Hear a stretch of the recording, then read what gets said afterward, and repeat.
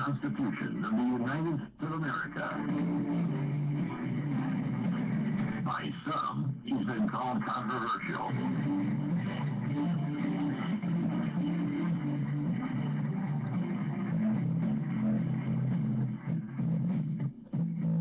How can I convince you when you're introduced to here? You turn your heart away from me each time that I draw near. Your eyes refuse to meet when I make life the way you fear. Now, keep in mind that some of my guests have been approached by Homeland Security or FBI saying, why are you going on the Clay Douglas show? My message to those guys, if they're listening this morning, is go get a cup of coffee. Maybe you'll learn something. We both have decided, to defend the Constitution against all enemies, foreign and domestic. I don't recall there being an expiration date on that.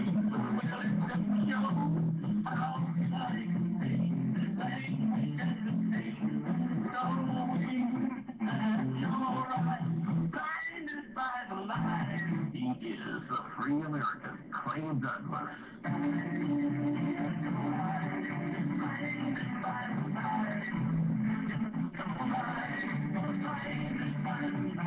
Catch the Free American weekdays at 7 a.m. Pacific, 10 a.m. Eastern. Every time I think about the damage that's been done, the anger wells inside me till I'm almost overdone. I want to tear the moon out of the sky and drop the sun.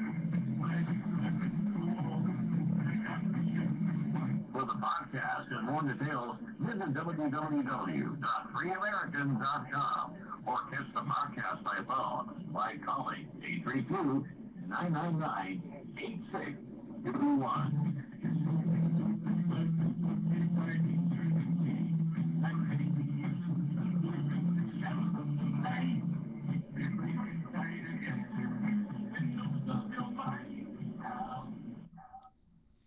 Good morning, ladies and gentlemen. Welcome to another edition of the Free American. I am your host. I am Clay Douglas. And my guest today is Carl Swenssen. We're going to be talking about a new thing here, Americans Standing United. Now, later on in the show, Jim Porter will be joining us. And I had Jim on yesterday. And we talked about we talked about how we can stand up against the judiciary. Carl's been on my show. We've talked about the problem with lawyers.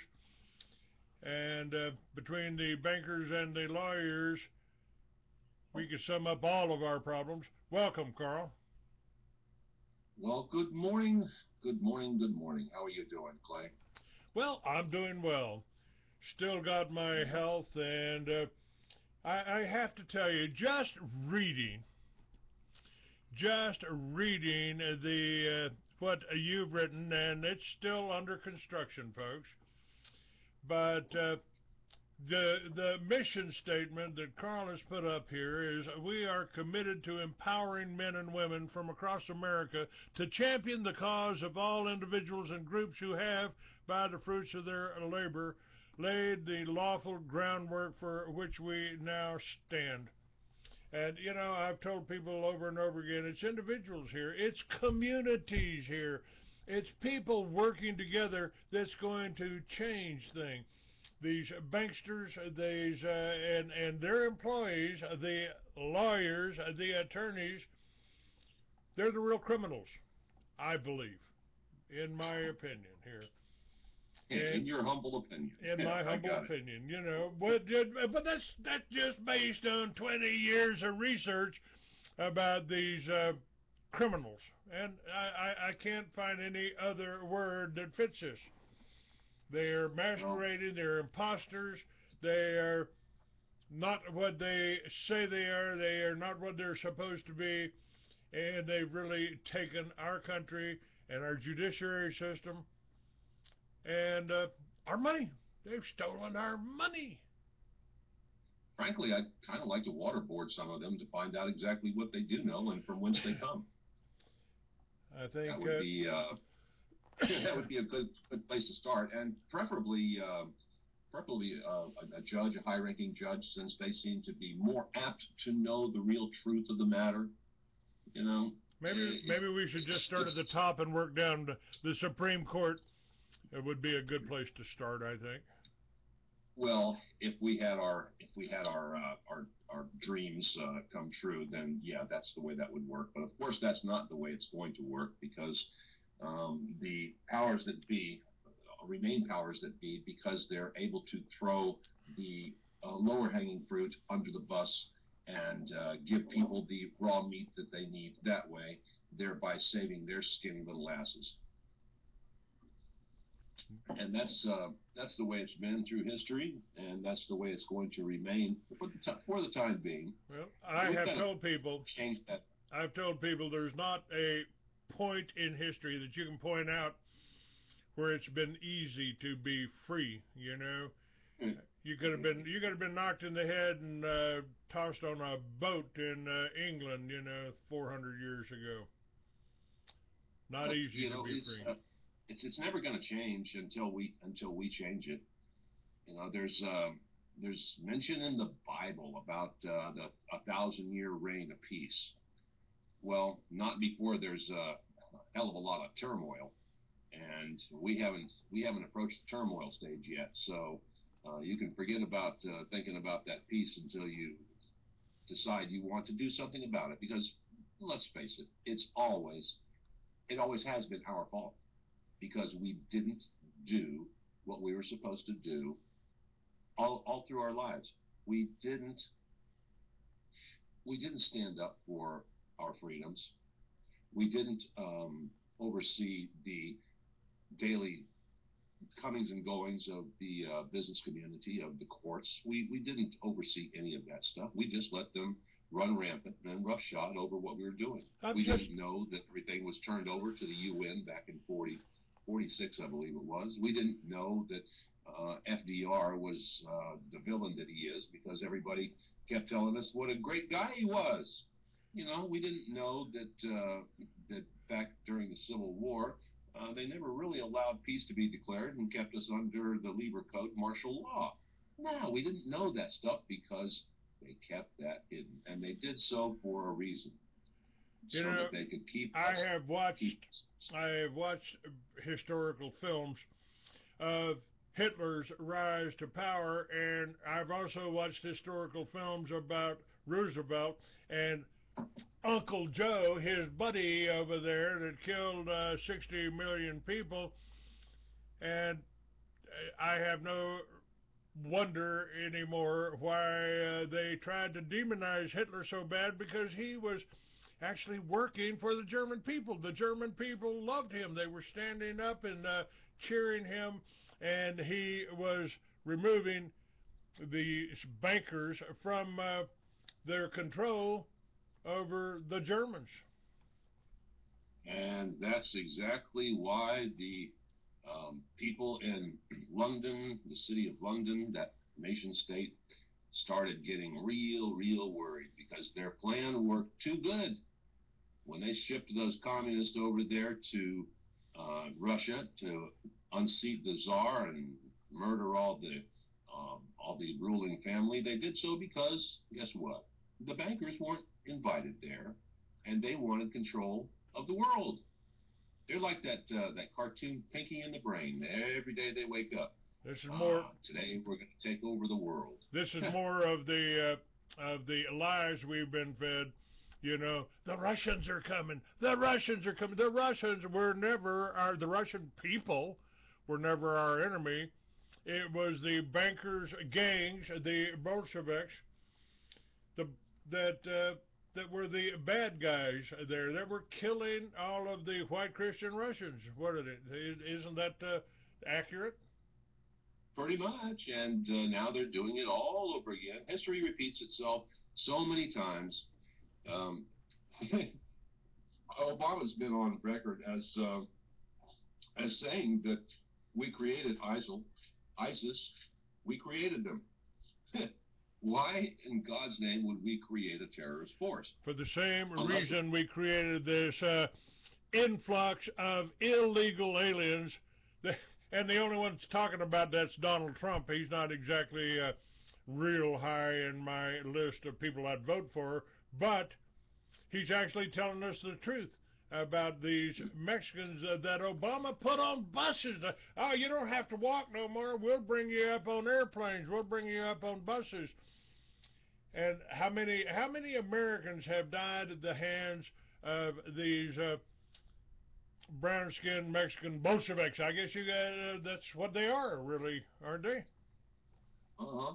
And to this day, I would really, really, really like to know exactly what it is that's going on at the former Southside Hospital in Chicago, Oak Forest, because something really, really weird is happening there, and it's covert, it's under the table, and the people there in Chicago are just so sick and tired of having that hospital be in the news that they don't care anymore. They literally don't care. But something really, really bad is going on up there, and chances are that those people that are supposed to only be operating offshore, called the CIA, that foreign corporation, you know, seems like they're operating all over the place here in the United States. Well, and now freely. They without, certainly without showed up. any recourse. They certainly showed up at my hospital. Hi, Clay. How you doing? You been hallucinating, Clay? A little bit. Who are you? Well, we're CIA. What are you doing in this country? And what are you doing messing with me? Yeah. You know, folks, we can go on and on and on and on. And yet, everything remains the same and will remain the same until you get off your ass. And that's what American Standing United is all about. Because you see, only through our actions will things change. And when I say actions, I'm not talking about writing your little love letters or maybe doing a petition or maybe even, filing a criminal complaint. I'm not talking about any of that stuff. Actions. We know who the criminals are. We know where they are. And we know what they're doing.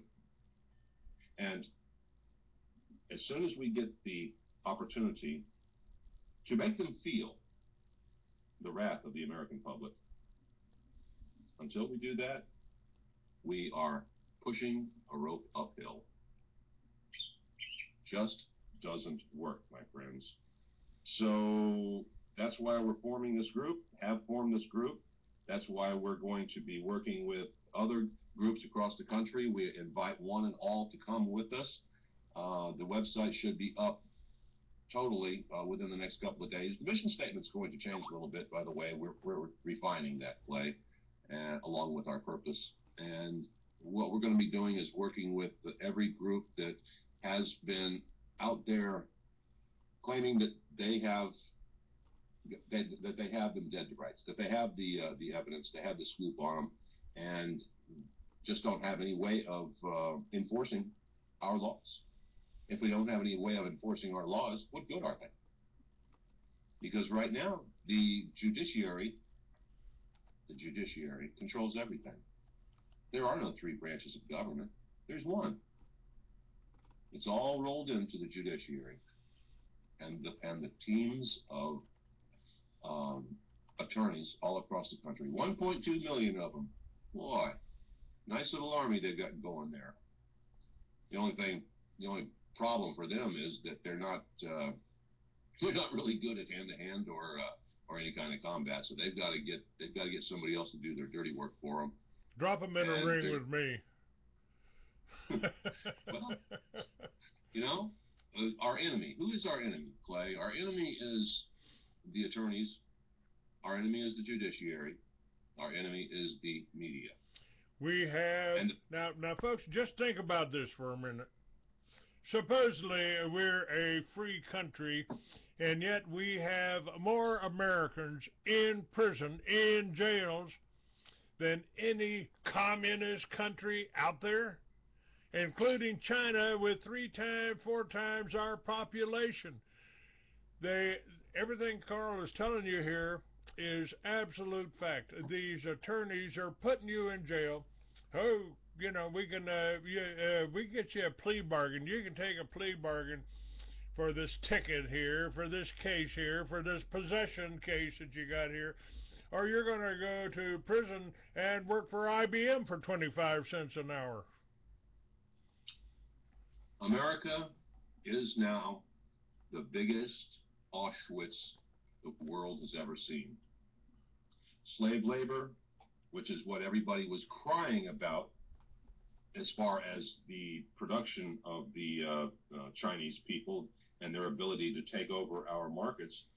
Slave labor is totally in effect right here, right now, and you don't even see it. You just don't see it. So at some point, maybe when it strikes home, and that's generally what it takes. It's got to strike home, and the people don't really understand it until such time as it does. I have a, for instance, I just left the courthouse in Cobb County here on Monday, where once again the attorneys successfully wrangled a plea deal out of a gentleman because he, you see, wanted to do something good for his dad who had stage 4 cancer. So he went out and bought a whole bunch of pot and was going to make cannabis oil. Somebody got wind of that, arrested him, and he's been incarcerated for the past 8 or 9 months. But he was fighting. He was fighting in what could only be described as the right way, using our natural laws and challenging their jurisdiction, and they were getting really, really nervous. So each time they offered him a plea deal, it kept getting better and better because, hell, he was facing 36 years. Because what they do is they find one crime, and then they tack on 4, 5, 6 others so that they have something to negotiate with. And that's the way this works. It doesn't matter that that a man has guns, except when in the commission of a felony. Now, most of us think that that means maybe an armed robbery or something like that. No. Anything that they call a felony means that if you have a gun, period, now you have a gun in possession in the commission of a felony. So it's all about them taking the guns away from the people. And frankly, if I was in their shoes, I'd do the same thing because I'd be nervous as hell with all the people out there that do own guns. I'd be taking them away as fast and furious as I can. But that's not going to really get it for them because, you see, when the stuff hits the fan, those that weren't allowed to have those guns, they're not going to really be paying attention to these laws anymore. Laws that aren't laws, by the way. They're statutes, they're codes, but they're not laws. They never have been. And of course they know that. The only laws we have were laid forth in the Constitution and in common law. Now there's a lot of speculation going on out there as to exactly what is common law because, it came over from England and it was the King's Law, Queen's Law, whatever you want to call it. Well, yeah, we did kind of take that from the country that we conquered, conquered over here, that is, and we put it to play, and then the attorneys decided to use it to create case law by using precedents. So everything was precedents, and now even the case law of common law can be it can be twisted. But the bad thing for them is it can be untwisted as well. Statutory laws that they want to call laws, it's kind of hard to undo those. But we've got millions of them on the books. As a matter of fact, we've got so many on the books that at any one time, any part of the day, you can be picked up, you can be charged with a felony, and you'll never even know that felony was on the books. And then you'll be told that ignorance of the law is no excuse. Well, let me tell you, when you got over 1 million laws on the books, I'm sorry, but chances are pretty good there's nobody, including the legal teams themselves, know all these laws. I've seen it in play, and I've seen them arrest people for things that are just unconscionable. Future crimes, after the fact, that didn't happen. Gee, what a deal. So, we know who the players are. We know who the criminals are. They've been called out in many cases, and it's just a matter of us now putting the numbers together to affect the arrest and or removal of these players. You know, and three days ago, I did a story about out of Georgia, about Leo Frank. He was the owner of a pencil factory, and he raped and murdered a 16-year-old girl that worked for him.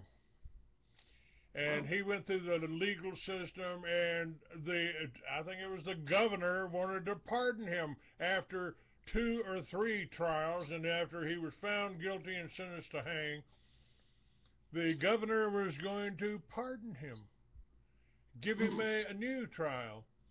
And the people of the county, and it may have been Cobb County, I'm not sure, some attorneys, actually, I guess they had a few legal attorneys, but the businessmen went to the jail and took Leo Frank out and hung him. Not exactly mob violence, because he had already been found guilty.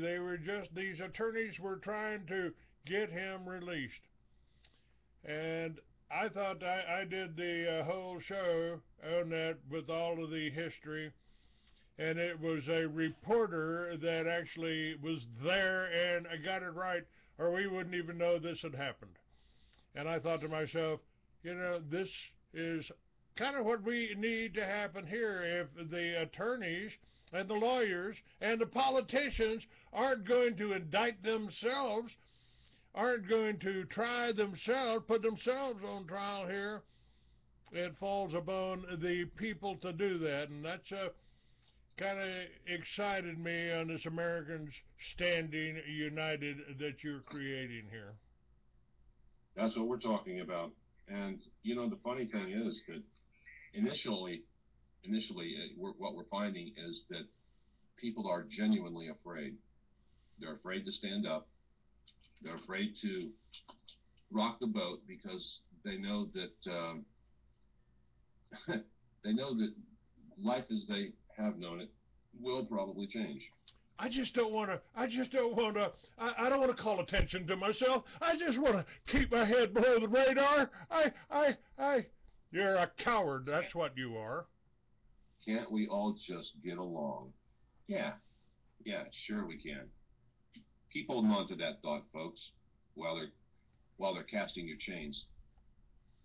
Keep holding on to that thought when you see those prison cars rolling up and down the tracks. They keep moving them around, and they keep calling them what are they? Auto transports. Yeah, that's what they are. With those little light portals to allow some air to get in. Yeah, and the change to hold the cars down, right? Yeah, about every 3 feet. The way they've got that set up is just so perfectly situated for prisoner transport that what can you say? Well, if the United States already has more Americans in jails, in prisons, what is it? What's a few more? What do you that will include you this time? Yeah, probably will. That's the whole purpose of FEMA, is it not? To expand their base, to expand the prisons, and make prisoners out of all of us. If you are a good compliant slave, then chances are you may have some use in their overall structure. But every time this has been tried through history, people finally get wise and they say no more.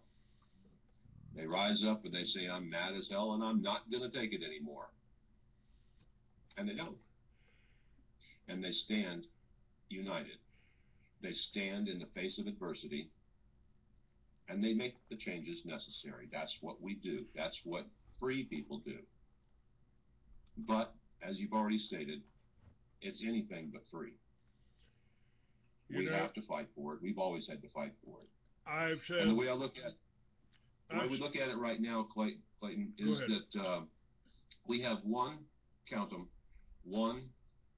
peaceful remedy left in our quiver, and that is this, and that is to go en masse to any one of a number of locations, and we're not going to say which one right now, although they want to. Good God, they really have a strong desire to name the place, and I have to keep telling them, no, that's going to be wrong. If you name the place, then they'll know where to send the troops, and we really don't want to do that.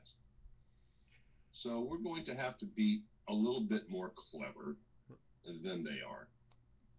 Well, that could be why that this new Jade Helm exercise has listed Texas as a enemy combatant. They've listed Texas as a hostile state because we still remember the Alamo here, and we remember Waco.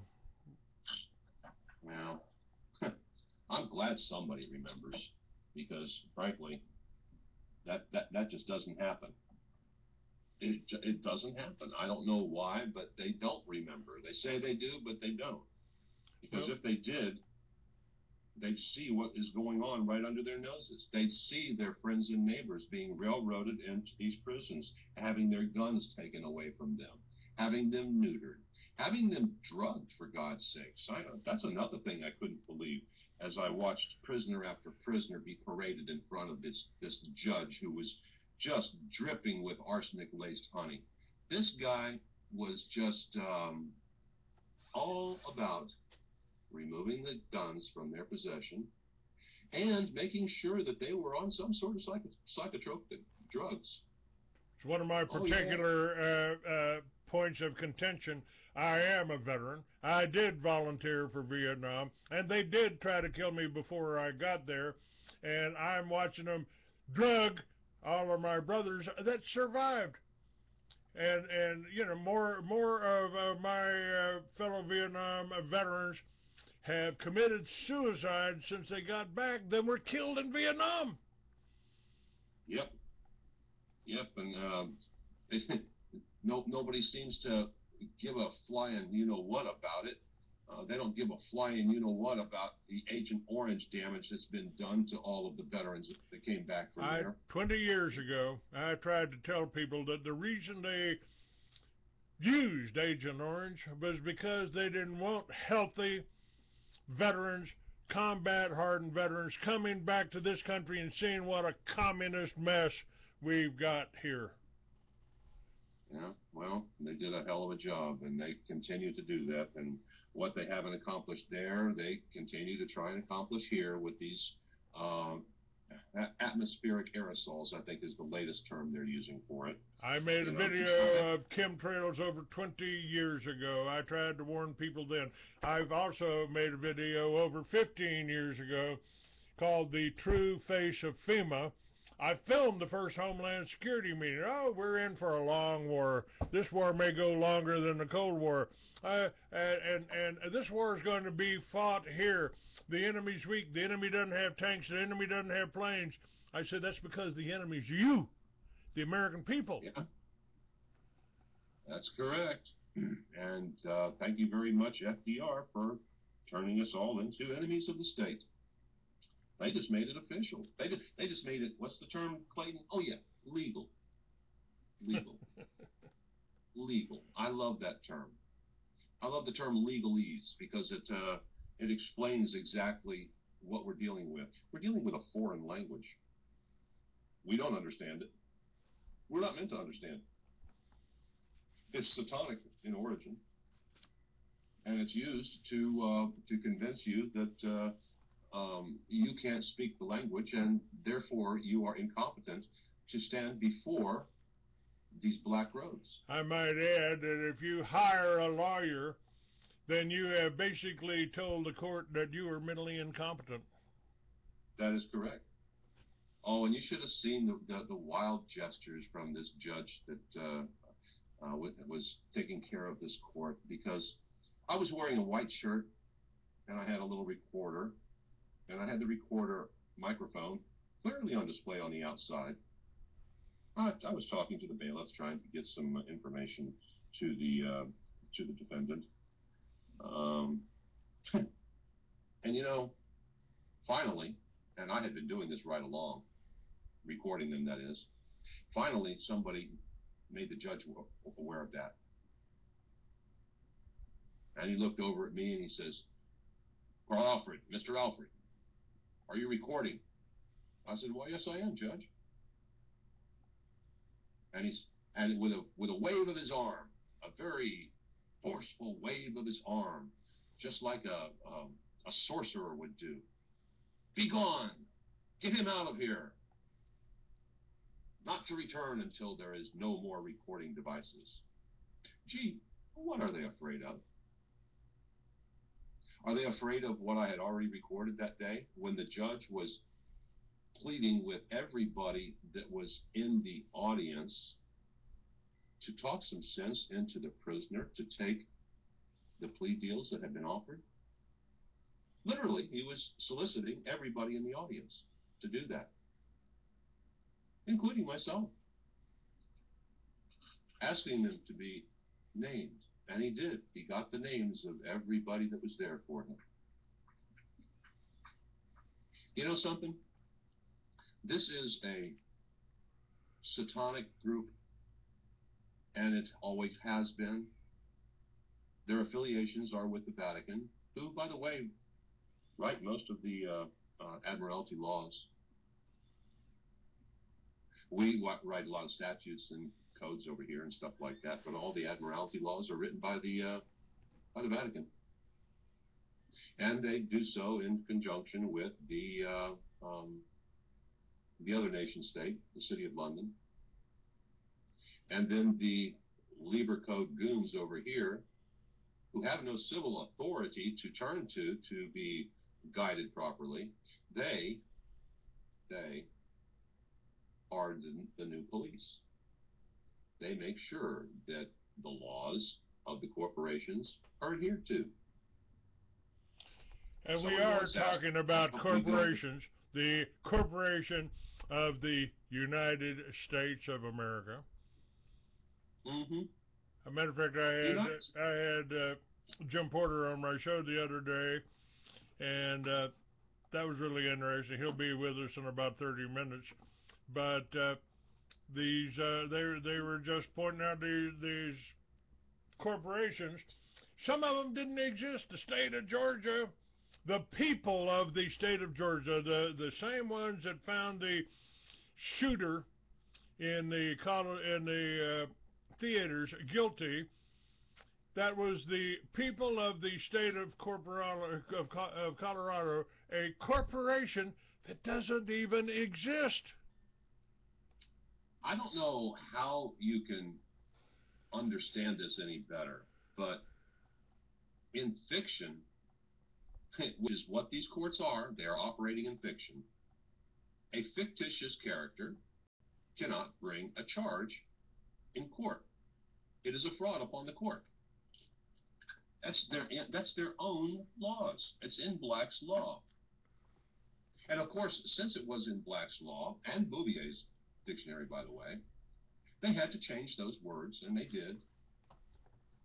They maneuvered around a little bit, but the meaning is exactly the same. A fiction cannot bring charges because you are entitled to stand before your accuser. Well, who is your accuser when it is a corporation that people cannot exactly identify? Now, I can. Now I can. But very few people have any idea. And when pressured, the judges in this case will pound their chest and say, "I'm the state. I'm the state." Don't bring that Constitution into my courtroom. Well, let's see. No, this isn't even the Constitution. This is their laws, their um, statutes, their codes, yes. their understanding that they want us to try and adhere to, that we can't because we don't speak the language. But let's face it, if the prosecutor is bringing charges on behalf of the state, is he not now your accuser? And how can your accuser be a member of the court? They can't be a member of the court. And yet that's the only possible answer to that question. Isn't your own attorney, if you're foolish enough to hire one, isn't your attorney actually working for the court, not you anymore? Not only does all of the attorneys work for the court, they pledge an oath to the same. And they get the sheriffs to pledge an oath to the same. And then they write all kinds of different codes to protect them. And then they advise them, counsel them on how to avoid the other oath, which is to the Constitution, both the state and the federal. So, you see, it's all about the attorneys, always has been about the attorneys. And I know there's one man out there, Dennis Schulke, who wrote a book called Attorneys Above the Law. And he wrote that before everything that he knows now. But bottom line is he was correct. They are above the law. And now, because of that, they put all of their people that are the elected above the law by absorbing them into a myriad of corporations that people that are elected just don't seem to have a problem with. They just think it's the normal way of operating because the attorneys tell them it is. They're members of the court. The sheriffs are officers of the court. Yeah, one of the things that Jim exposed yesterday is Sheriff Richard Mack. He said he was a fraud. He said, I mentioned this Constitutional Sheriffs and Police Officers Association. And I guess Jim called him up on that. Now Richard Mack won't talk to him. I don't know if that was before or after he had the heart attack. That was both, and remains that way. You see, we are loaded with plants. Anytime we get a group together that is trying to get something done, to get some lawful authority done, to get civil authority placed back in power, well, that's when they start getting scared, because they know that the first time we have civil authority anywhere in this country, the dominoes begin to fall, and they begin to fall in rapid succession. This is the reason when I outraged by what happened with the murder of 17 little children in Waco, I started the militias in the governor's office of New Mexico. And my God, it was like, suddenly I was under attack. I couldn't figure it out at the time, Carl. I said, I'm just an old biker from Texas. Why are they attacking me like this? Why are they afraid of me like this? Why are they so afraid of me? And it's exactly as you said. Truth has no place. Truth has no place in their scope of things. Never has.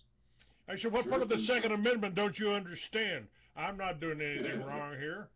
You know, I'm doing exactly what they call for, the unorganized militia. Every able-bodied male between the ages of 18 and 45, and we still need that, don't we? Absolutely. And that's, again, that's why we organize the Americans Standing United. You call militia whatever you want to call it, but the bottom line is, if we do not exercise our God-given unalienable rights to shrug off this form of government that they try and force down our throats, if we do not do that, then it will be thus forever and ever.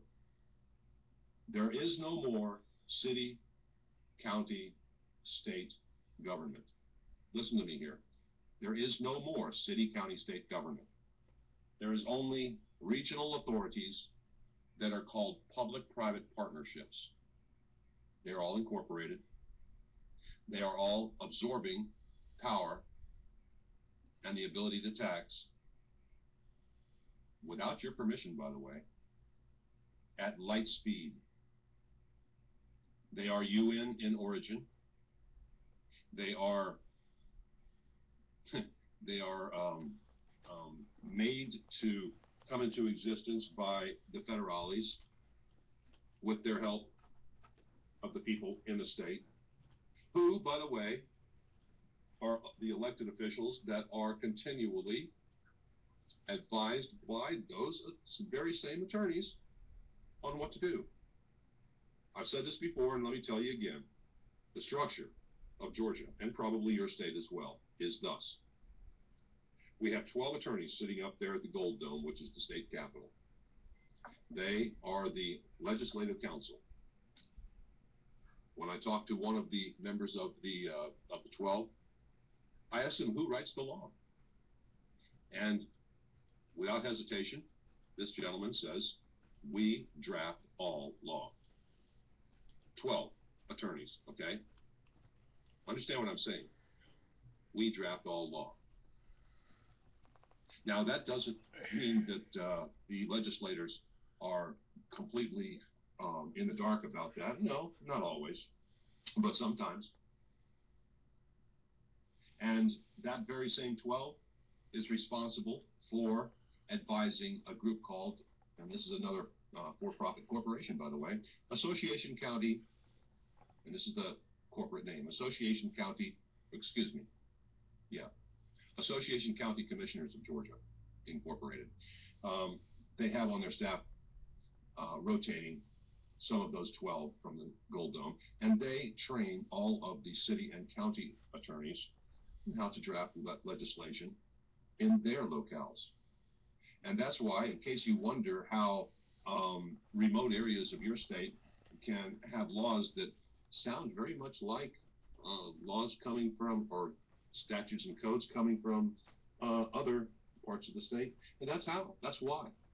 Because it's all part and parcel to the same group. I just found something, 2 days ago, that I thought was kind of curious. A little blurb out there in one of the papers that talked about how the Georgia Bar had initiated an investigation into crimes. The Georgia Bar initiated an investigation. I didn't know that they were an investigating arm of the government, did you? Yet they did. They have assumed all power and control over the lives of men and women. And we have let it because we haven't been paying attention. Well, we're paying attention now, Clayton.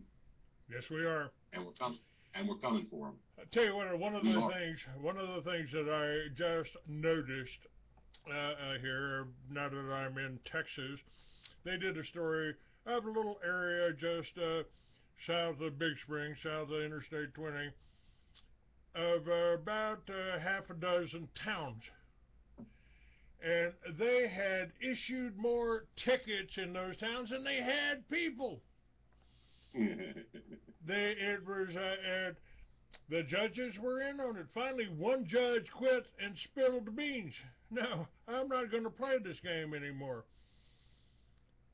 Well, we had something similar happening here in Georgia, in DeKalb County, where a special court was set up just to handle these traffic cases, and this was in complete defiance to state statutes and codes.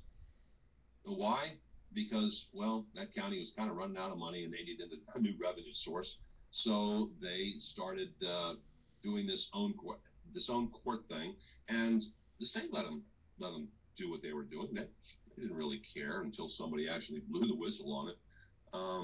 Millions upon millions upon millions traveled through this court. People were arrested, they were fined, they were incarcerated. Money just went through the hands of people like the parole boards and Child Protective Services, every agency that you can think of, all coming from the traffic court that was not a traffic court at all. But as far as I know, they still haven't shut it down. I've got something similar going on in Arizona. They gave me a ticket in Arizona before I came to Texas for no insurance. I had insurance. The insurance agent was supposed to take care of it. She didn't. And 2 years later, I found out I've got they want $1,500 for a ticket that I was not guilty of. Yeah, well, nobody seems to can hear tickets. I'm not going to respond to any more tickets. I'm not going to respond to any more court pleas. I'm not going to respond to anything that they put out there because I know that they're criminals. And if they come after me, I'm coming after them. I will be the aggressor and not the defender. Well, that's one of the things that Jim and I talked about, and he should be joining us here in about 15 minutes. It's one of the things that we talked about. I've said that I think we in your organization that you're putting together fills that role. We need to be able to go after them. We need to be able to tell people, you got busted for pot, you got busted for cocaine. Well, here's the way to handle it. Here's the way to handle it. Here, let's go back. Let's throw it back to them. Let's work together here and stop this whole prison system. I mean, I wrote a book 45 years ago, Carl, saying that we ought to abolish all the laws against victimless crimes because there's not any crime there. No, if you don't have somebody out there that was harmed by your actions, you have no crime. And I don't care if you're driving through the center of town, stark naked, sitting on top of your car, steering with your feet. It doesn't matter. It doesn't matter if you blow through a stop sign.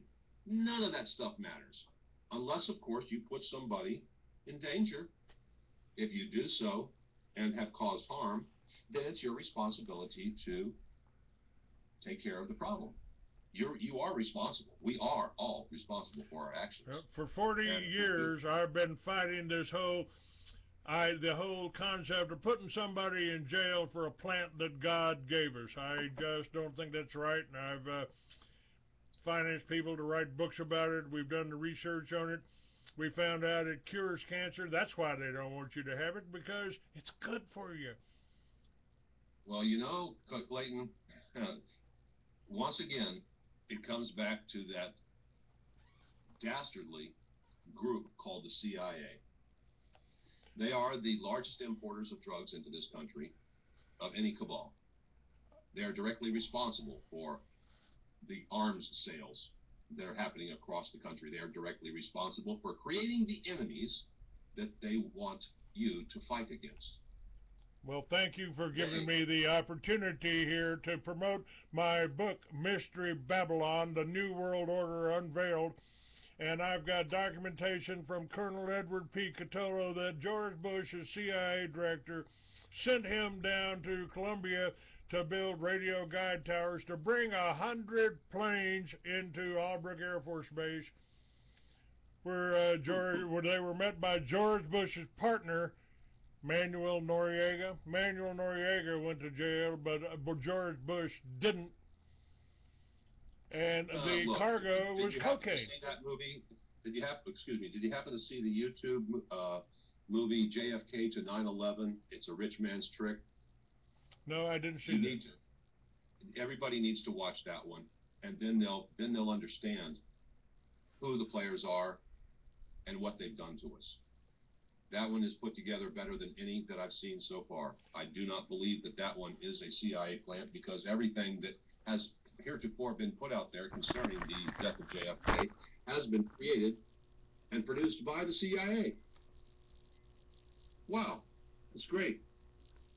They came on to say that yeah, it was LBJ. He was responsible for that. Huh? Really? They don't tell you about George W. Bush's involvement. They don't tell you about. He just happened to be standing in front of the book depository. Yeah, he just happened to be there. They don't tell you about Must G. have been a Gordon Liddy coincidence. popping. What? They don't tell you about G. Gordon Liddy popping that officer that happened to look exactly like JFK for the purpose of switching the bodies. They don't tell you any of that stuff because you're not supposed to know. And they don't tell you about they don't show you the YouTube of George W. Bush at Gerald Ford's funeral, literally laughing at the thought of somebody questioning the Warren Commission. He was laughing. Why not? What a job they did to keep this silent. They don't tell you about the fact that I'm sorry. You got to repeat that. What was that about the funeral? I had to warm my coffee up. My apologies. yeah, that's okay. Hey, do a Google search on George W. Bush at Gerald Ford's funeral. Okay. And watch him laugh at the mention of the Warren Commission.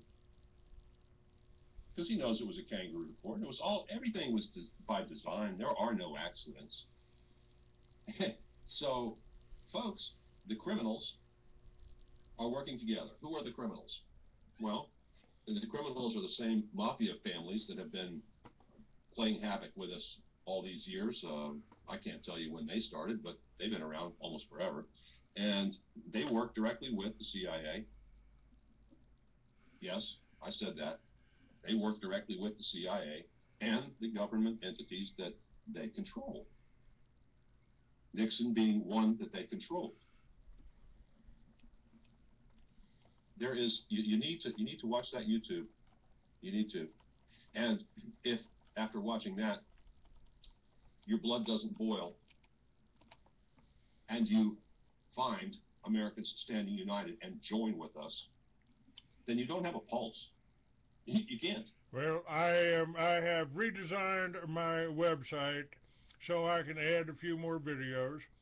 I've made it smaller so it'll open easier, and I may even be able to get it up in library somewhere. So I'm working on that, and we'll put up. Find those two. Find those two videos. You can just use the clip of George W. and then put that other one up, the YouTube video.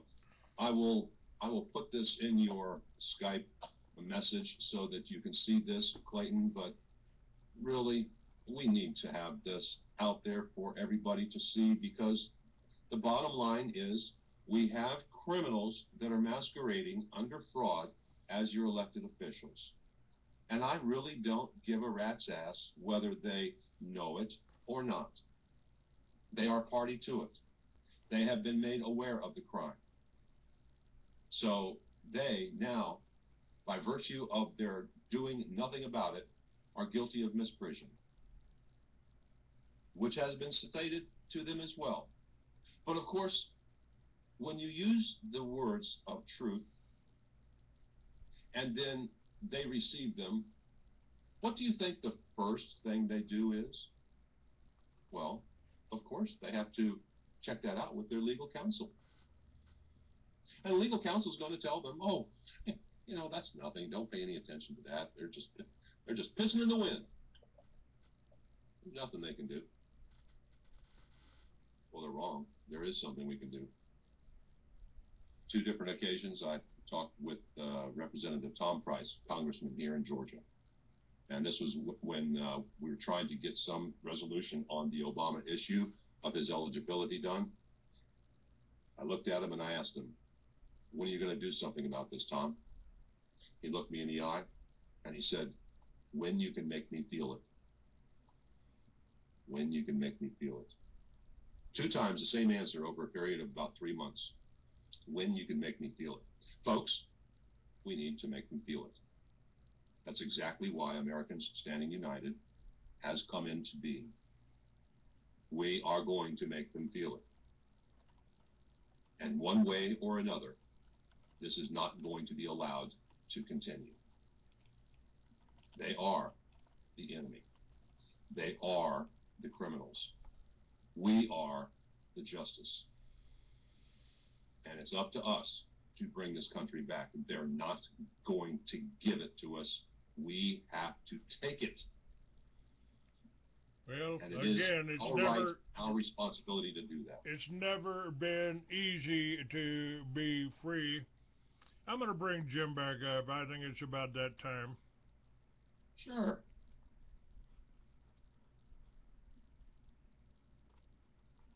I saw he's online, so I know he's ready to rock and roll.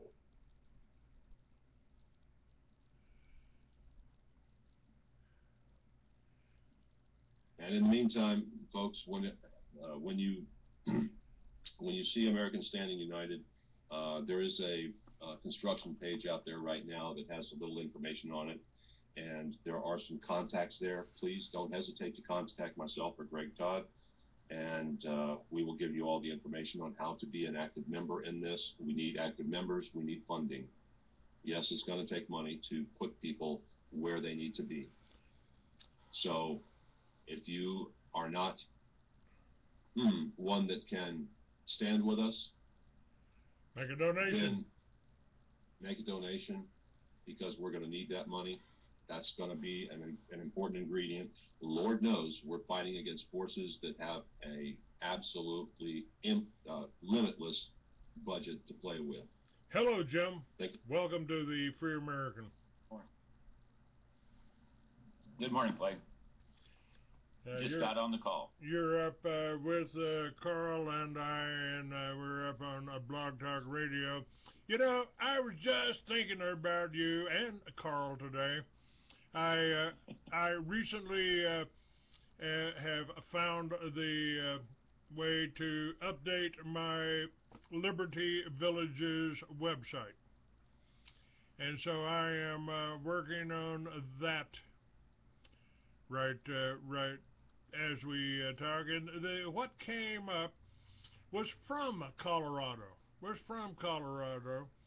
We talked about communities working together the other day, and I came up, what popped up here is straw bale homes, and they're making them in Colorado. We're talking about something that's very, very efficient in insulation, and people are putting solar on it and living free out there in Colorado, and that we can make millions of these homes out of the straw bale without cutting down any trees. And I don't know, I just felt that it had some relevance for what we're talking about, renewable housing. And they say that Crestone, Colorado is a mecca for natural building. Up to 1/3 of the homes are built using natural building guidelines, passive solars, using local material, and minimizing wood use. And they filmed there, I'll put it up on the chat room here, a couple of places. It's a house built of straw bale straw bales is profiled.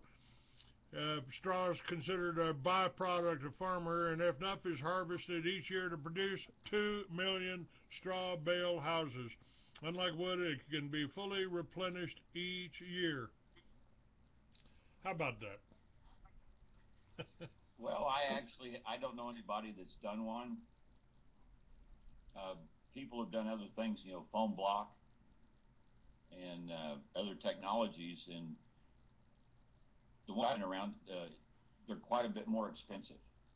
And there's certain communities that have a lot more money in them, and you see some of this, but where I live, not so much. Hey, Jim, do us a favor and turn the video off, because it'll increase your bandwidth. Got it. There you go. Okay. So, yeah, go ahead. Well, I was going to say, and there's all these other technologies. You spoke of solar. I know several people that have that. They're off the grid. Solar is not free. You know, you not only do you pay for it to put it in your home, but then you have to have a battery pack area. And I don't know anybody that's gotten more than 4 or 5 years out of a set of those, and there's many thousands of dollars to replace them. So the solar works in areas where people don't have power lines, or they don't want to spend $100,000 putting one in, back to their property, but they have other sources of expense that living off the grid it just takes. They'll have a well. They want to have some appliances. You got to watch what you use in your house. You don't want to have the washer dryer running when you use the microwave, or you'll end up using your power out of your battery. Then the other thing is these setting the solar panels. And in the wintertime, they don't gain a lot of power due to the angle of the sun. So they have their things that you have to get used to. Well, there's also the wind. That's been working fairly well across this country on the farms for hundreds of years. And we also have the things that you're not allowed to do. There's magnetics. We've got that. But I think maybe what we're talking about, the people taking back our legal systems, we could also take back our power systems and use it for the benefit of the people instead of the oligarchs, the banksters. Right. That is exactly why the people like who was that? Oh yeah, Tesla was taken care of and removed as a threat to the banksters, because the only thing they want is a method of control. And when he designed the alternating current and the ability to create that alternating current from generators there at Niagara Falls, when he did that, he gave them the ability to make untold billions, trillions on us. But he also created something called Wardenclyffe. Wardenclyffe was not allowed to ever come online. Why? Because they couldn't regulate it, because they couldn't meter it. It was, in effect, free power.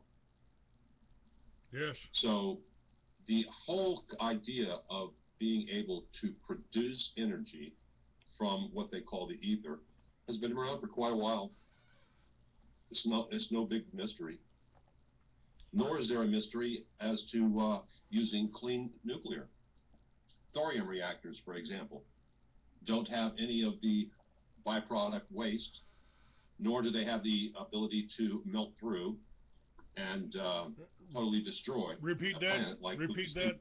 Like Repeat that. thorium. I miss Thorium. Thor. Yes, I've talked about that. Thorium. I've talked about that many times. Oh, but there's a drawback to that, Carl. You can't build nuclear bombs out of it. You can't. You got to have the uranium. You can't build a nuclear bomb out of a thorium nuclear plant. No, you can't. And also the fact that it's a naturally occurring element, a lot more frequent than uranium will ever be. That is not going to lend itself to their plans for us. And you don't have to kill off Indians to harvest it, right? That's correct. You don't have to kill off anybody because it's freely available for all, and yet they will not allow it. There is also something out there. I can't remember the man's name, but oh boy, I just got my tax bill.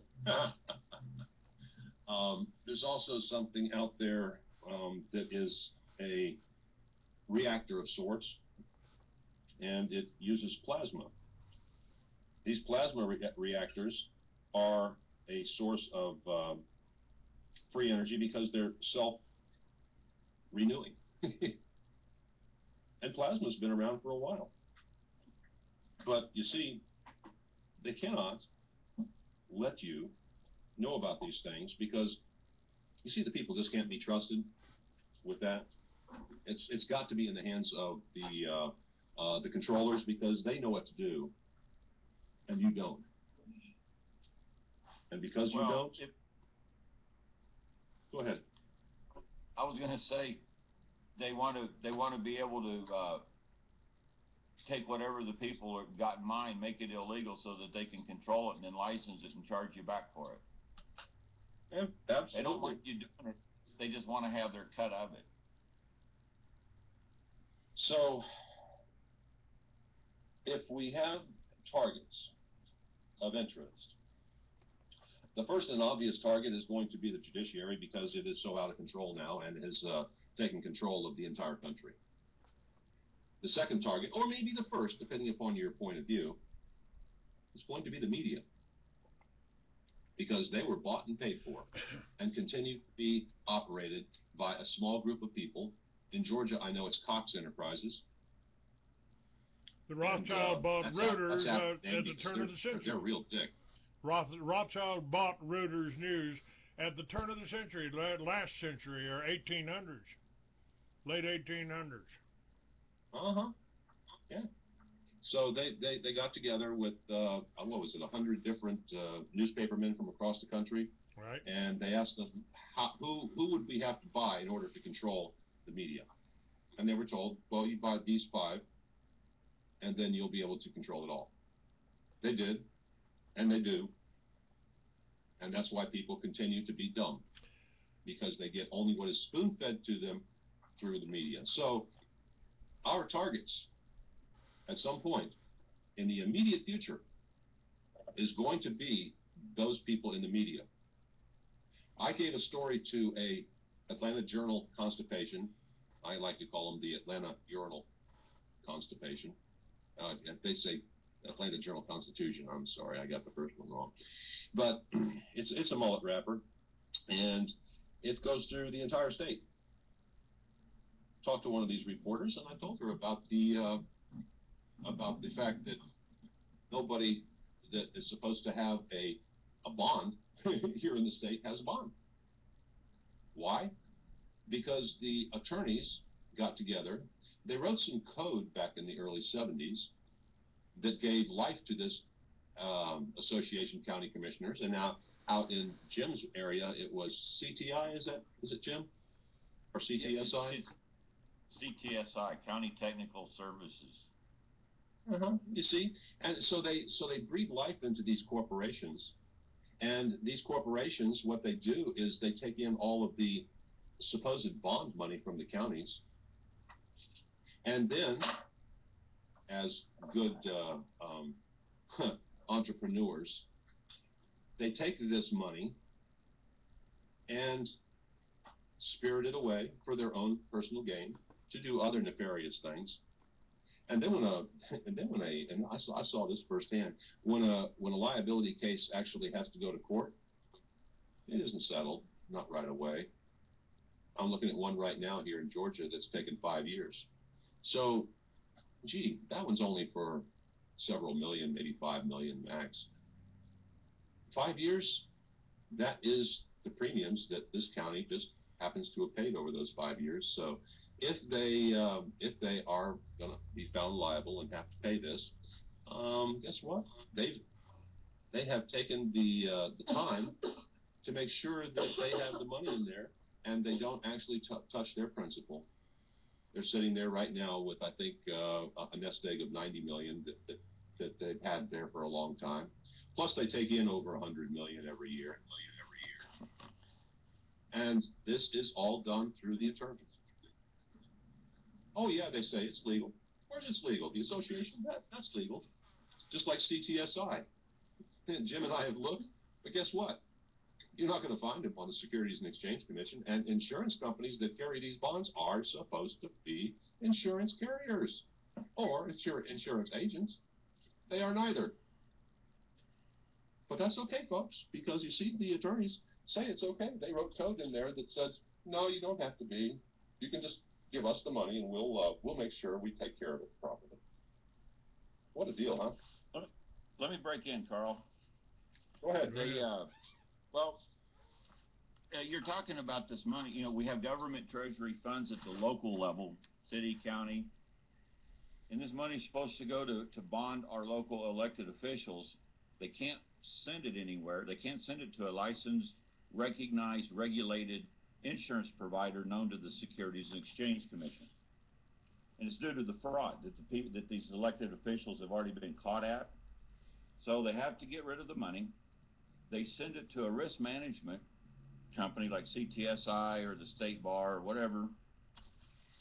Then when they rely on the court system to prevent a case from ever coming to be known to the people, and that's what you're talking about.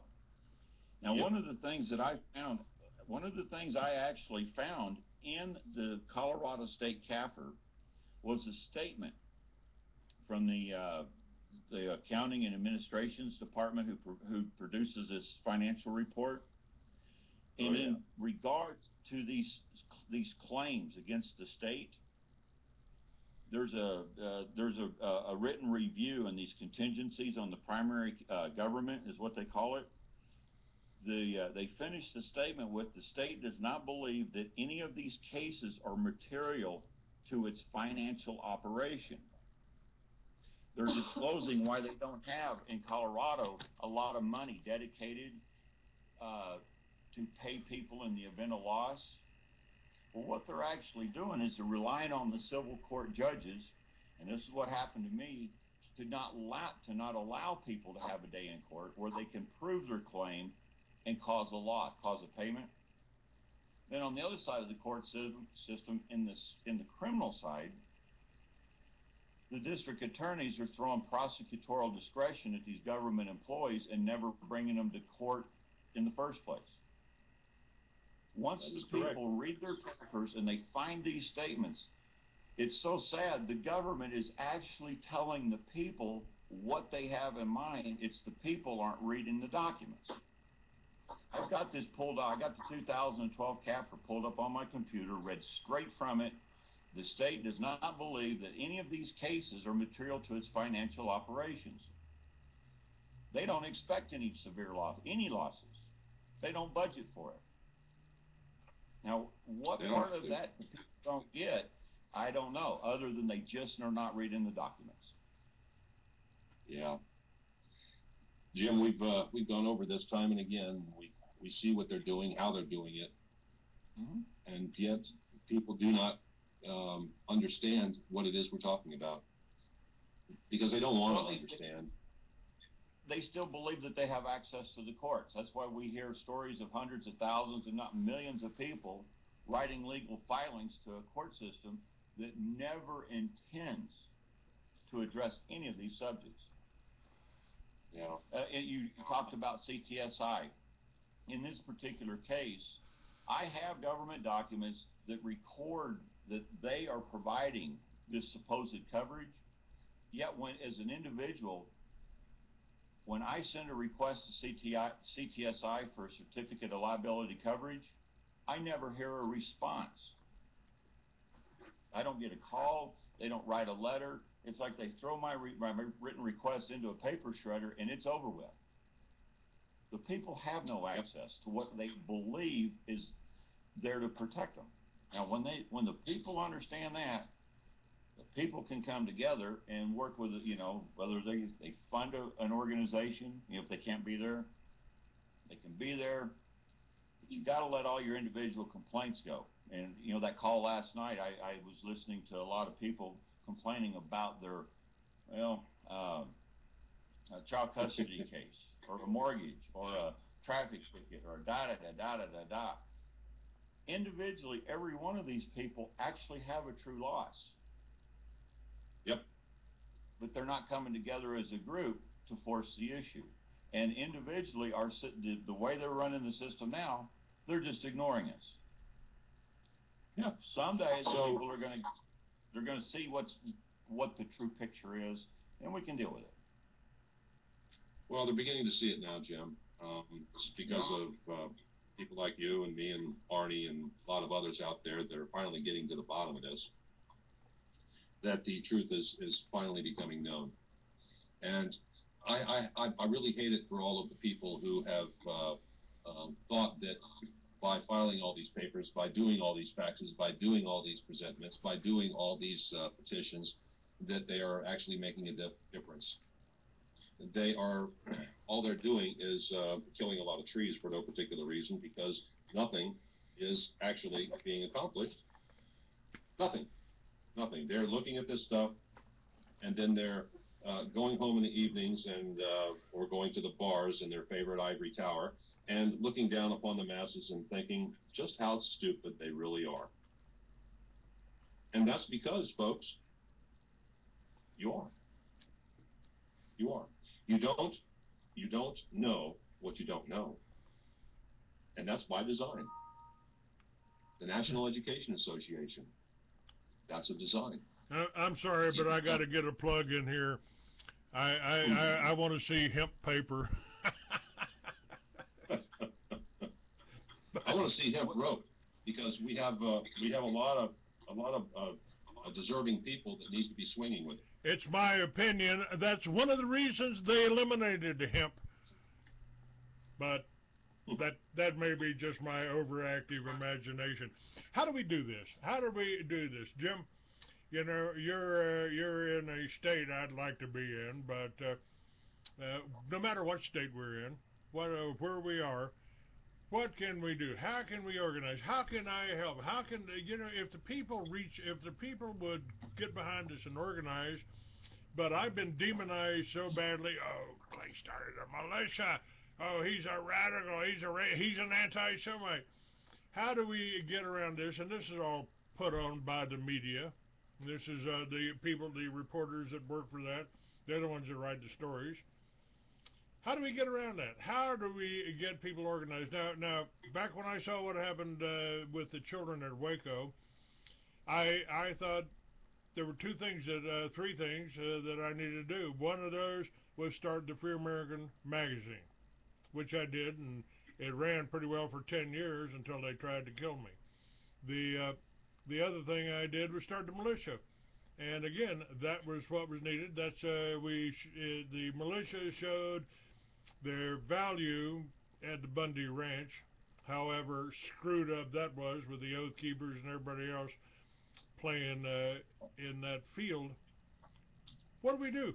I mean, I'm just one man, but I'm willing to do anything that I can to organize people, speak at groups. Right now they have managed to limit my travel. I can't get a driver's license to travel, and if I try to travel and get stopped, they'll throw me in jail. I got to start right from the beginning there. I don't know quite where to go with that. I actually went to the city here, the city attorney, a judge here. Oh, nothing I can do for you. Yeah, you've got a provision here for a temporary license. You got a provision here that I can get an occupational license. Why can't I get that? Oh, because you're blocked in Arizona. They've suspended your license in Arizona, so nothing we can do to help you. Well, okay. I think one of our biggest problems is that the people don't understand what their enemy is actually up to. They haven't done enough research to understand. You got to identify the problem before you can do anything to solve it. And I'm gonna have to hop and skip back and forth a little bit. First of all, I live in a community where a third of the people are retired. They have everything they want to the last day of their life, and they don't want to get involved. They're happy. I mean, the direct deposit and the debit card works. They can watch cable TV. They don't have to go anywhere. They don't have to talk to anybody. They're happy. They've already put in their 30, 40 years in their career. They're tired of the public mess. So they're at home. Then we have a third of the people that can't find work, or they've been in trouble with the law, which prevents them from having some certain nice paying jobs. They can't be a part of the solution. And then the last third of our community are the people that are working hard to make, to support families, build infrastructure, whether they work for a government department. Around here, we have the Bureau of Land Management, the Forest Service, the Department of the Division of Wildlife. We got a lot of government workers. They can't get involved because if they're ever seen on camera, like David Justice was, they'll lose their job. So I'm kind of stuck. I don't have a lot of support. Now, if this situation gets much worse and people start losing their jobs due to nothing that they've done, or their retirement checks stop showing up due to nothing that they've done, then I might get some attention.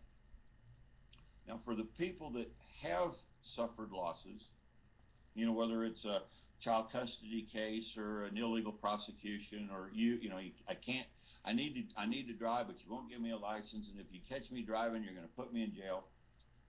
There's going to be a point where enough of those people are going to come together, and a few of us need to be able to go and talk to them, educate them, show them our research, let them know not only they know what's happened, then show them who did it and how they did it, and then give them a way to fix it. We can't go back in history 5 years, 10 years, 20 years and try to correct wrongs that were done. We need to start with tomorrow. What happens today, and we fix it tomorrow. Now, one of the things that you just triggered something. What if I go and demand the documentation from the judge that refused to look at my appeal? I sent them all the information. I showed them I had insurance. I showed them there was no way I was guilty of any offense there. I want to use you as an example. I'm going to use you as one of the examples of millions.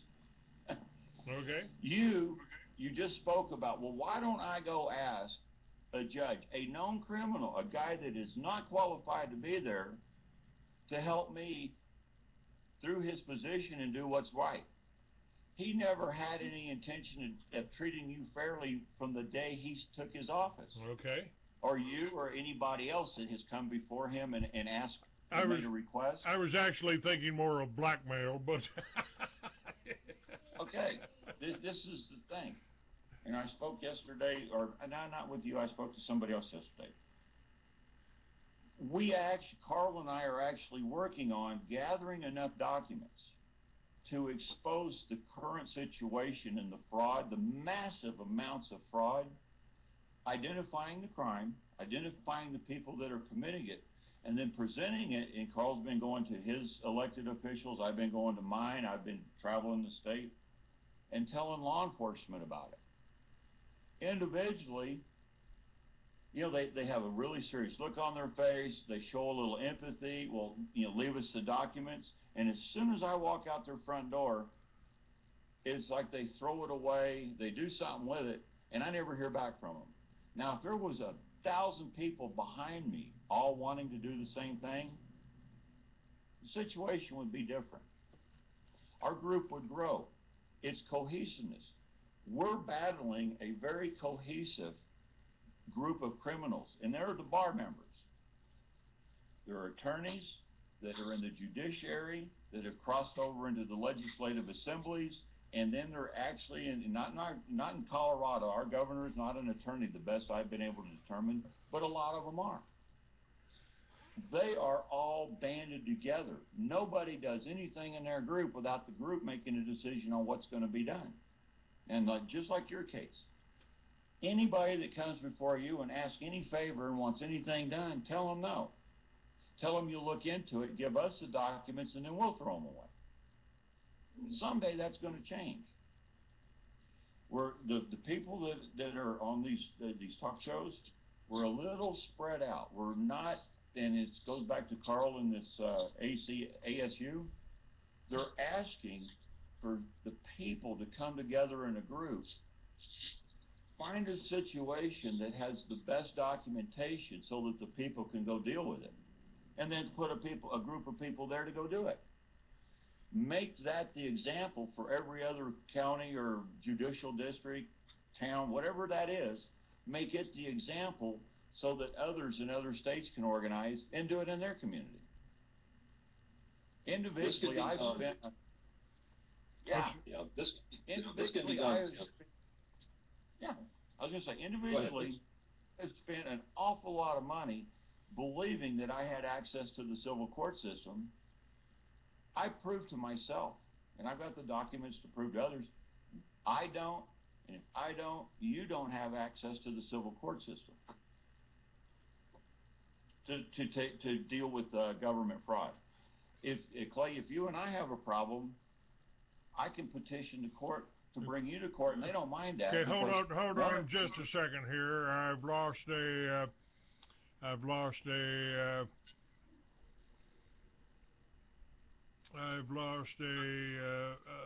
Blog Talk connection, so hold on just a second here, and I will get that back up.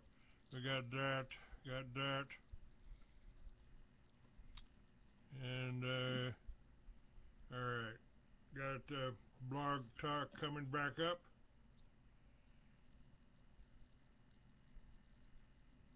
Welcome to Blog Talk Radio.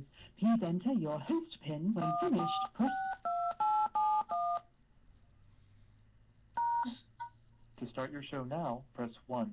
To hear important instructions. Since it appears you're calling back into a live show, we are reconnecting you now. Okay, all right. Don't think we lost much. Now, back to that. If we had a group in Colorado, I don't care what state I get my license in, somehow I need to get it back. Somehow I need to get my right to travel without having to go to court every time and fight this. It's really hard to fight some of these things if they've thrown you in jail. Go ahead with what you were saying now. Well, what we got to do is educate the people, identify a problem that can actually be dealt with, and I say we need to take a look at whatever the Bar Association in whatever area the group would pick on, find the statutes, find the violations, and use their own rule book to beat them, to get them displaced from their position of power. Now, I'm going to give you an example here. In the middle of May, I drove to Denver, met with a group of people that were calling themselves court watchers. What they was is several people going to go in and witness what happened to one of the group members over a traffic violation. Well, first of all, I believe the court knew this group was coming, so they had some replacement judge show up. The defendant made the statement he witnessed treason on the court after the judge told him to go talk to the bailiff and settle his account, do whatever the court had ordered, which is illegal court. Several people jumped up, witnessing treason on the court, treason on the court. The bailiffs come over and got in their face. Everybody sat down, and then the defendant went over there and dealt with the bailiff, walked out with his tail between his legs. It was a whole wasted trip. Nobody got anything that the group wanted to do. Well, first of all, they were recognizing the authority of an illegal court by showing up in the first place. Yep. They didn't do it right. God bless them for their efforts and for their dedication to try to make a change. They don't understand their enemy. And that's what Carl and I have been, how long, Carl? Months and months and months, sharing documents back and forth. Holy moly. Well, that is exactly what needs to be done. If the attorneys are trained in their schools and their colleges on how to oppress us, don't we need to set up classes and facilities like my friend Jake's Timothy Bible College? That's an online college, but it don't cost you. You don't have to hawk your house to go it. To train ourselves, to train the people to defend ourselves and to stand up against these things. They've got the training, we don't. People need to get out from behind their computer screens. The studying online and living behind a locked door isn't getting it done. We need to get out in the public, and we need to force some issues. We need to send some documents, like law enforcement. One of the things I wanted to tell you, now I'm not trying to promote my own story, but there was a day here about 4 years ago, I went in to see a government employee, and my county government retaliated against me with a hearing. First of all, they put a restraining order on me. Yeah, if I didn't show up to this illegal court's hearing, then they were going to arrest me. They were going to bring me into their system. Eventually, this court did not hear any evidence and recognize this to substantiate the claim, but to err on the side of justice, they went ahead and he granted this protection order. This keeps me from attending county meetings. Now, I can violate that order. I know it's an illegal court. I've got the documents to prove it. That judge was not qualified to hold his position. Yet, if I go into a Board of County Commissioner meeting, the lead law enforcement agent for the county, known as the sheriff, who is also not properly qualified, legally qualified to hold his position, they'll order him to arrest me. They'll drag me out, put me in storage somewhere, and the people won't know what happened to me. Now, that situation's been going, this December will be 4 years. I can't get one person in my community to want to organize and do what's right to expose this to the rest of the people. I live with Steve in the same community as Steve Curry, and he's taken off on this common law grand jury. Well, nobody wanted to back that. He's now turning out these hundreds of millions of dollar financial claims against entities that have no intentions of dealing with him in the form of BEOs. He's showing people how to privatize themselves, how to draw up their own little certificate and sign, cut their finger and put a little blood on it, like, that's bulletproof and it makes me Superman and you guys have to listen to me. Well, let me tell you what's really happening. Nobody's listening to the few of us that are trying these other ideas. But the one thing is, when I talked to Steve Curry about, in fact, I drove to his house to get one document that proves that one of our lead government officials at the state level committed fraud. He refused or failed to provide that document to me. On the phone, yeah, come and get it. I get there and he won't give it to me. We've got people trying to fix their own problems. They're not worried about the group effort. They're doing the same things I've been doing for years that taught me that you can't deal with a criminal judicial system. We need to get over that. I don't care if it's in Georgia with Carl. I don't care if it's in West Virginia. I don't care if it's in California, or everybody can come here. Wherever we've got the best chance to affect a difference, we need a few thousand people to get in front of the government and let them know that this thing is getting out of hand, that the people know what's going on, and they demand a change. I don't know how to deal with you can't get a driver's license until we remove the judge that you're making the request to. Replace him with somebody that has an intention of working with you to help you use these other mechanisms through our government. What you've proven is that man won't help you. Seems to me like you need somebody else. I believe that's a woman, but well, in our conversation the other day, you said, we should demand her bond. If she don't have a bond, then she shouldn't be a judge. How do I find that out from here? Yeah, well, now, I'm to that point in my state. I'm asking the state law enforcement agency, who is actually controlled by a criminal. I'm asking mid-level people eventually to take out their boss. They're going to have to arrest their boss to make any of this work. It's the rock in the hard place. Individually, they're not paying any attention to me. If I had a few people behind me, maybe something would change. One of the things is, if we ever help somebody somewhere and it doesn't work, then the people can see through the education that they're going to have to take the next step. Whether it's a malicious situation like at the Bundy Ranch, I don't know. I don't think we're quite there yet.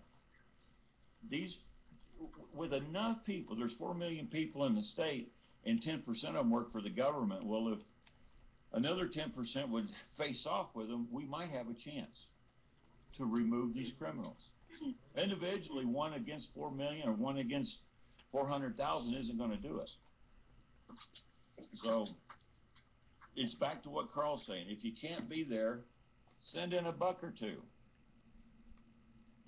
Show your support. One of the things Carl and I have talked about, and there's another gentleman in Denver, Dave Kaufeld, is the fact that with all the documents that we have, Carl and I could put on some fantastic in-person seminars. We're not saying they're doing something somewhere. I'm naming Dan Hodsenpeller, the 7th Judicial District Attorney, is violating Title 30 in our state laws with no insurance, no bond, is not qualified, da-da-da-da-da-da. I'm naming names, giving locations. This is a violation, but nobody's helping. This is why their system is actually surviving to this day. Well, that's nobody doing what it takes to change. That's kind of what I was about to say. We need people behind us. We would be lucky to get a half a dozen that would look up from their television set. Well, you know, there's going to be an awful lot of that. But it's, you know, last night Carl was on a show, and I don't know how many people were listening, but there was a lot of people asking questions. But every one of those questions had to do with some individual little trinkety issue that really did nothing to address the subject of what I thought was the call and of the people getting together. You got to fix the big problem before we can fix any of the small problems. Yeah, and that's what we're dealing with across the board, Jim. And to that end, it is going to take that one, excuse me, that one prod, that one issue where we make it happen. We have to make it happen, and we can. I know we can. So if we do what we can do individually, I don't really care what it takes. What I do care is that we grow the American Standing United into a viable force for people in other locales who will look towards any actions that are done as as a justification for them not doing anything. You know, and then they'll just wait, because people are basically lazy and they've been stupefied all these years. So, you know, if they see something positive happening, they'll cheer. Now, you know, I would suggest we have to make it happen. I would suggest, and this is the way we did it at the Wake Up America meetings in Albuquerque 20 years ago. We made flyers and we put them up at the laundromats. We put them at the grocery stores. American Standing United. We might get a few, if you do the flyers right, and you've got some good speakers coming in, and you two are excellent examples here. We might be able to build a membership and get the donations and get the income that we need to carry this on and do it right. That's a possibility, you know, and we're gonna do everything that we can to make it a reality. But right now, I'm gonna have to use a two-pronged attack, and Jim is as well. We still go out there and hammer the existing power structure with the truth. Granted, they're not going to do anything with it because they have nobody that's going to make them feel it. But once we put together a sizable number that can go to one locale and be a part of this, as opposed to just sitting on their butts and doing nothing, then things are going to change a little bit. And that's where we're at. So all I can say, folks, is if you are within earshot of this message, please realize that no document that you put forward, none of these emails that you get that say that they're going to put a fax in your name out to these criminals is going to make one iota of difference. They don't. It's just a game that's being played with your money and your time to keep you busy, to make you think that you're doing something good, when guess what? All they're doing is separating you from your money and occupying your time. Talk time is over. It's been over for a long time. We have to act now. The criminals have been exposed. The crimes have been exposed. One of the things I want to point out to the people, Carl, is when I spend 8 hours a day down there dealing with a government official, that money's out of my pocket, and that same 8 hours they're in front of me dealing with me, the government's paying them for it. You got to understand, they get paid. They get paid for doing nothing. That's what they get paid the most, and that's what they do the best. Once people understand that, they're gonna look for the mechanism to get these statutes enforced. Whatever you believe is the law. And until that happens, and the other thing is, this is dangerous work. These are not dangerous people, but they will retaliate against you if you're if you go in there individually. But as a group, these are meek and mild people hiding behind a badge, or because they carry a gun, or they're in a building that has sheriff's deputies and metal detectors and locked doors, and so access is controlled. There's going to be a day enough people are going to get together, and we're going to change that. You change it in one place, you can change it in all places. Look into ASU. Look into ASU. The people that are listening to this could ask themselves, well, how could I help these people help me? I don't know, I didn't hear the first part of your call, Carl. I haven't really promoted my little claim. I'm not doing this for myself. It will help me, but it will help every other resident in the state of Colorado equally the same. What you're doing in Georgia helps every other citizen in the state of Georgia just as much as it helps you. So the people that are listening to this call could ask themselves, well, how could I be a part of that? I can't travel. Is it worth it? I'd almost rather him call in and say, I don't, either please accept my donation and keep me apprised of what your group is doing, or I don't believe it. We need to know from the people, are there enough people that actually care about this so that we can press on, or are we just pushing a rope uphill? Now, this show will go up on YouTube, Free Americans 69. It'll be on Facebook, Free Americans 69. It'll be on freeamerican.com, and we're trying to get that another website that is not blocked in libraries. That would be crdouglas.com. I am really doing everything I know of that I can think of to help the groups like you're trying to put together, and I really like the idea of Americans United. And I've told people over the years, 20 years I've been doing this, talk to your neighbor, talk to your family. We don't, they want to label us as radicals, they want to label us as, whatever name is the de jour name of the day for anyone that's trying to get a change, trying to make a positive difference here.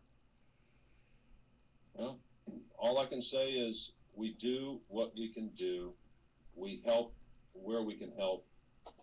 Just so you know, Jim, I don't have any issues like anybody else does.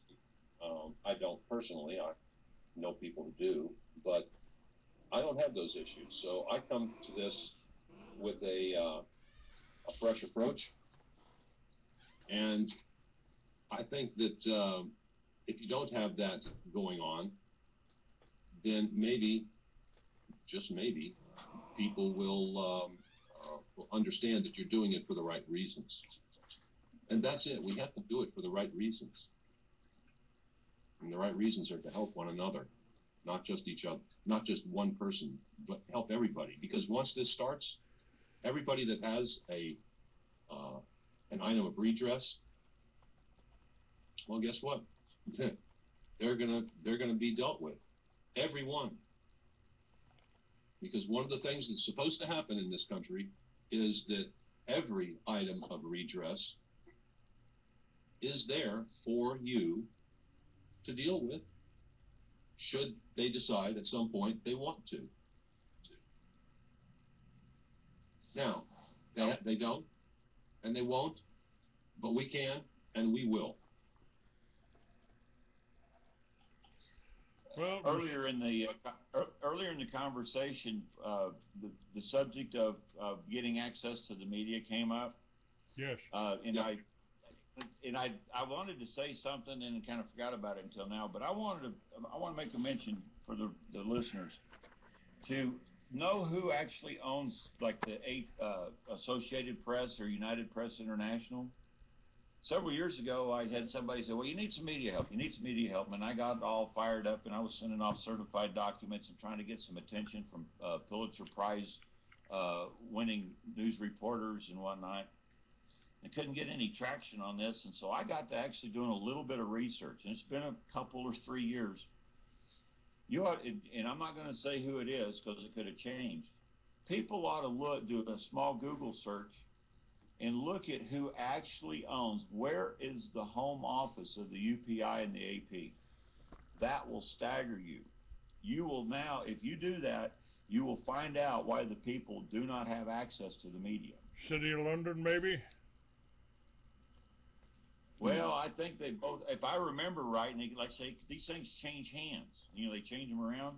They were both had ties back to the Middle East. So, you know, you got to understand your enemy. You got to know what you're dealing with, who they are, and what they're up to. Find their rule book. Find a way. You find what they're violating, and then present that to the people. That's what Carl and I've been doing. I kind of knew Carl didn't really have a personal loss due to the government taking or not. He's in this for the right reason because it's the right thing to do. The American people need the help. I don't know if I'd be in this or not had I not suffered a loss, tried to prove the loss, and for years had to go back and recap, and every time something derogatory happened, it had to do with a bar member. What is the problem? Who are these people? So I started doing the research, met Carl, we've been sharing documents. He comes up with fantastic stuff that helps me in Colorado, and every now and then I come up with a tidbit that helps him in Georgia. It's my opinion, and I could be wrong here, that the Bar Association, the offices for the Bar Association are right next to the Bank of England Rothschild offices. It has to do with their franchise organization structure. We have county bars, we have town bars, city bars, county bars, state bars, American bar, international bar.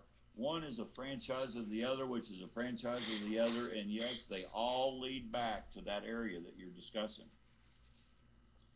We have women's bars, men's bars, Jewish bars. I was actually set back when I saw what I was really dealing with. People don't know how big their organization is. That's why we're having a hard, and they're very, very, very cohesive. It's controlled by a very, very few number of people in the bar, and nobody in the bar does anything until the control people give them direction or have written, a set of guidelines for them. They have their own guidelines, and I've just put this up on my Free American website, the new redesigned Free American website. It's called the Protocols of the Elders of Zion, and as I've told people, it doesn't matter who wrote it. They're all dead now. What matters is that this is a document for a one-world government under Satan, and it doesn't matter who wrote it, but it is what is happening, and the lawyers are basically working for the satanic people that want to run the world. That is correct. Yeah.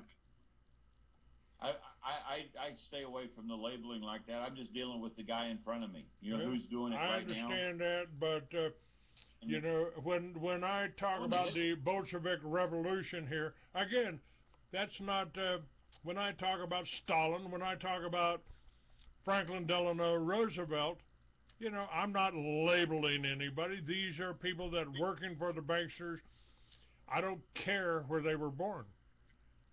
I don't care what race they are, what color they are. I want to know if they're working for the people or working for themselves. And everything you've described are basically criminals, whether they're satanic or whether they're pretending to be Christians. really doesn't matter much. They're still criminals. Right. Yesterday, I take that back. A couple of days ago, I was talking with a gentleman down in Arizona, and I was trying to help him understand his problem. So through the screen sharing on Skype, I brought up his Arizona bar. In the opening paragraph or two in the mission statement, it gave his problem. They actually wrote what he was up against. There's 18,000 bar members under the control of 30 elected board members of the bar. He can write letters of request to 17,970 people in the bar, and it will all go to that control group of 30 people for a decision.